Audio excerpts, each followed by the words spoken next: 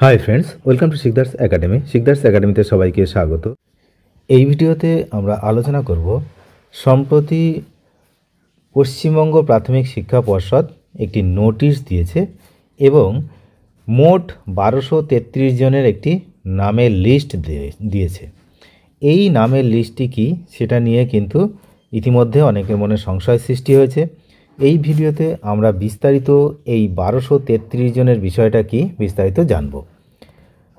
1233 জনের যে নাম দেওয়া হয়েছে সেই নামগুলো কেন দেওয়া হয়েছে, কি বিষয়, সমস্ত কিন্তু আমরা এই ভিডিওতে জানব।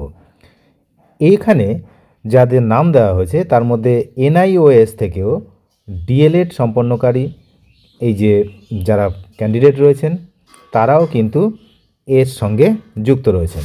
অর্থাৎ এখানে সুপ্রিম কোর্টের একটি রায়ের ভিত্তিতে যে গত 4 এপ্রিল 4 এপ্রিল 2025 এই রায়ের পরিপ্রেক্ষিতে কিন্তু এই নোটিশটি জারি করা হয়েছে।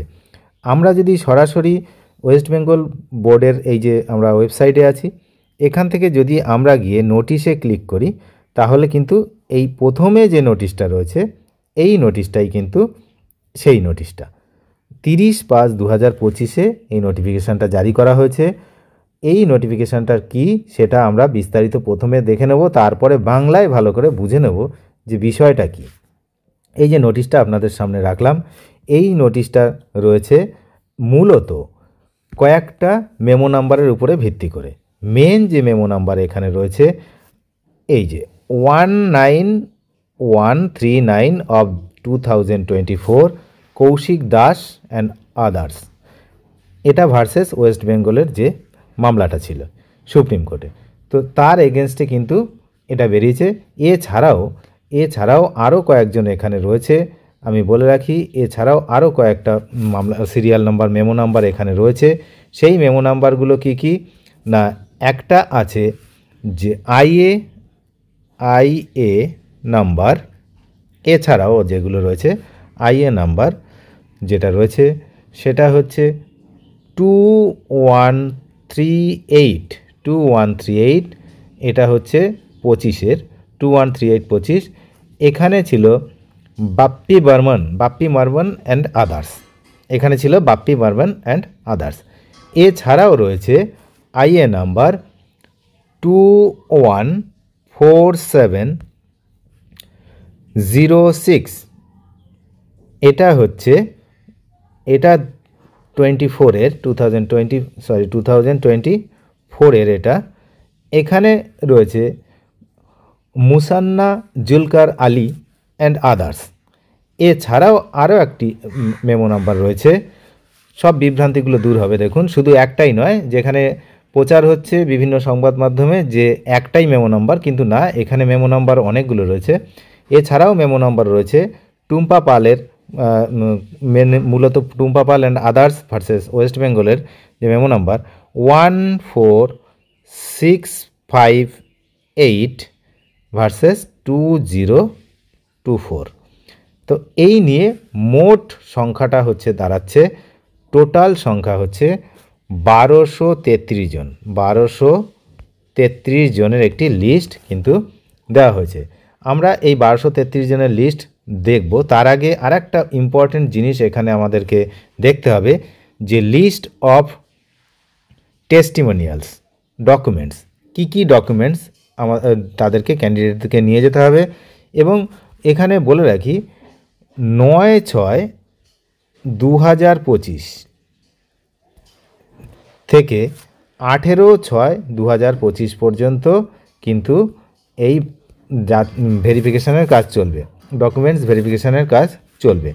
তাহলে 9/6 থেকে শুরু হচ্ছে, 18/6 পর্যন্ত কার কবে ভেরিফিকেশান তার ডিটেলস এবার আমরা দেখে নেব।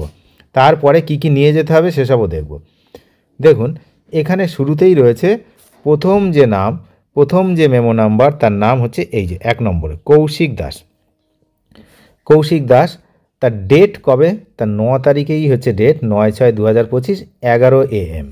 কোথায় যেতে হবে সেটাও কিন্তু বিস্তারিত এখানে দেওয়া রয়েছে যে কোন জায়গাতে যেতে হবে। বলে রাখি এই হচ্ছে সেই জায়গাটা, সেটা হচ্ছে আচার্য প্রফুল্ল চন্দ্র ভবন, DK7/1 সল্টলেক সেক্টর 2 কলকাতা 91। এখানে যেতে হবে 9/6 থেকে 18/6। এবার কার কখন সেটা কিন্তু বিস্তারিত এখানে আমরা দেখে নেব। আর আমি যেভাবে নোটিশটা খুললাম আপনারা চাইলে সেভাবে নোটিশ অফিসিয়াল ওয়েবসাইট থেকে দেখে নিতে পারেন। এখানে যে ডকুমেন্টসের লিস্ট অফ ডকুমেন্টস রয়েছে সেটা আমরা একটু পরে বাংলায় দেখে নেব যে কি কি নিয়ে যেতে হবে, ঠিক আছে। এবার দেখুন এখানে যে নামগুলো রয়েছে সেই নামগুলো কৌশিক দাস থেকে শুরু করে এই সমস্ত মেমো নাম্বার, যে আমি মেমো নাম্বারগুলো বললাম, অনেক 1 2 3 4টে মেমো নাম্বার, এই 4টে মেমো নাম্বারের মধ্যে কিন্তু সবাই রয়েছে। এই পুরো নামের লিস্টটা এখানে রয়েছে এক এক করে। এছাড়াও এই লিস্টটা কিন্তু আমি এই ডেসক্রিপশান বক্সে দেখবেন টেলিগ্রাম চ্যানেলের লিঙ্ক, শিকদার্স একাডেমির যে টেলিগ্রাম চ্যানেল লিঙ্ক, সেই লিঙ্কেও কিন্তু আপনারা এই যে নোটিশটা পুরোটাই পেয়ে যাবেন, সেখানে আমি দিয়ে দেবো। এই যে এরকমভাবে দেখুন প্রত্যেক জনের নাম আর তাদের হচ্ছে সময়, টাইম, আর বললাম আচার্য যেখানে নিয়ে যেতে হবে সেই সল্টলেকের যে প্রাথমিক শিক্ষা পর্ষদের যে অফিস, সেখানেই কিন্তু ভেরিফিকেশানটা হবে। এবার আমরা সরাসরি চলে যাব এই নামের লিস্টগুলো সব দেখে নেওয়ার পর ভিডিও পজ করে করে দেখে নেবেন আপনার কোন সময়ে আপনাকে যেতে হবে সেটা কিন্তু এখানে লেখা আছে, ডেট অ্যান্ড টাইম। এছাড়াও আমি বললাম টেলিগ্রাম চ্যানেলে এই যে পিডিএফ পাওয়া যাবে, এছাড়া অফিসিয়াল ওয়েবসাইটে তো রয়েছেই পিডিএফটি। এই করে করে দেখুন এখানে টোটাল যে নাম্বার, আমি শেষ নাম্বারে চলে যাচ্ছি, যে যেমনটা আমি বললাম 1233 হচ্ছে শেষ নাম্বার রয়েছে। শেষ নাম্বারটা আমি দেখাবো, এই হলো শেষ নাম্বার। দেখুন এখানে পরিষ্কার রয়েছে 1233 জনের লিস্ট।